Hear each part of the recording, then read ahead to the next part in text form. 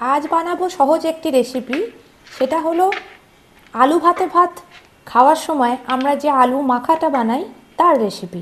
তার জন্য লাগবে আলু হাফ কেটে সেদ্ধ করে রাখা আছে, পেঁয়াজ লঙ্কা কুচি, টাটা সম্পন্নের চাট মশলা, আর এখন কড়াইয়ে শুকনো খোলায় গোটা জিরে গোটা ধনে আর শুকনো লঙ্কা ভেজে নিয়ে সুগন্ধ বেরোনো অবধি ভাজবো, তারপরে ভাজা মশলা তৈরি করে নেব। লো টু মিডিয়াম আঁচে কড়াইয়ে শুকনো খোলায় আমরা গোটা জিরে গোটা ধনে এবং শুকনো লঙ্কাটা ভেজে নেব যতক্ষণ না অবধি সুগন্ধ বেরোচ্ছে। তবে খুন্তি কন্টিনিউয়াস নাড়তে থাকতে হবে, নাহলে মশলাটি পুড়ে যাবে। এ দেখো ভাজা হয়ে গিয়েছে, এরপর আমরা ভাজা মশলা তৈরি করে নেব। ভাজা গোটা জিরে গোটা ধনে এবং শুকনো লঙ্কা আমরা তুলে নিচ্ছি।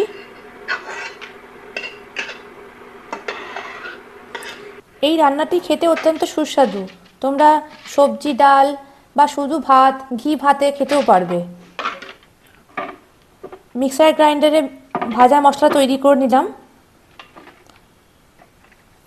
তোমরা চাইলে বাটনা বাটা শিলনোড়াতেও মশলাটি বেটে নিতে পারো।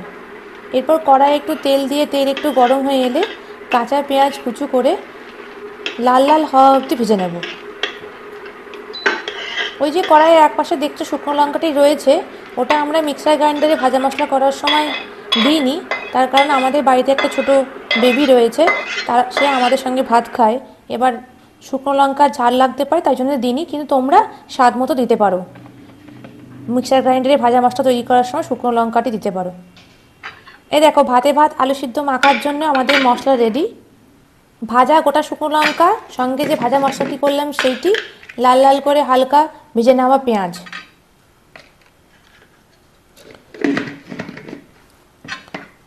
অল্প একটু হাফ চা চামচ চিনি দিলাম। তোমরা স্বাদ অনুযায়ী চিনি দিতেও পারো, নাও দিতে পারো, এটি অপশনাল। সঙ্গে একটু কাঁচা পেঁয়াজও দিলাম। কাঁচা লঙ্কা কুচি আমরা অল্প দিচ্ছি, তোমরা তোমাদের স্বাদ মতো দেবে। তবে ভাজা পেঁয়াজের সঙ্গে কাঁচা পেঁয়াজ দিয়ে একসাথে আলু মাখা করলে সেটা আরও খেতে ভালো হয়। সেদ্ধ করা আলু খোসা রাখা ছিল, সেটাকে চামচি দিয়ে স্ম্যাশ করে নিয়েছি।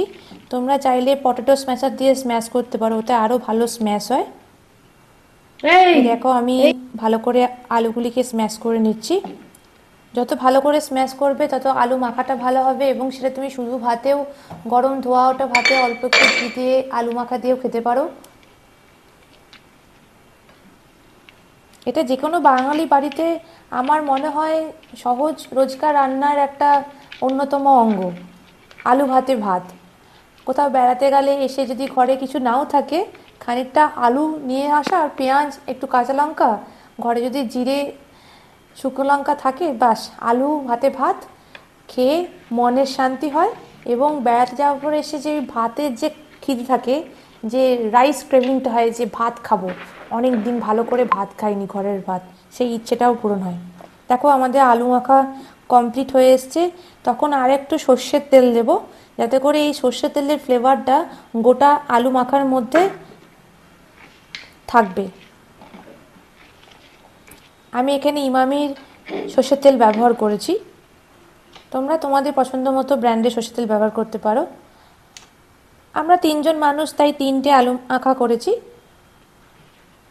এতে মেন টুইস্ট হচ্ছে টাটা চাট মশলা দিয়েছি, এটা দারুণ সুস্বাদু খেতে, তোমরা দিয়ে দেখতে পারো, আলু মাখাটা আরও সুস্বাদু হবে। জানিও ভাতে ভাত আলু মাখা কেমন লাগে।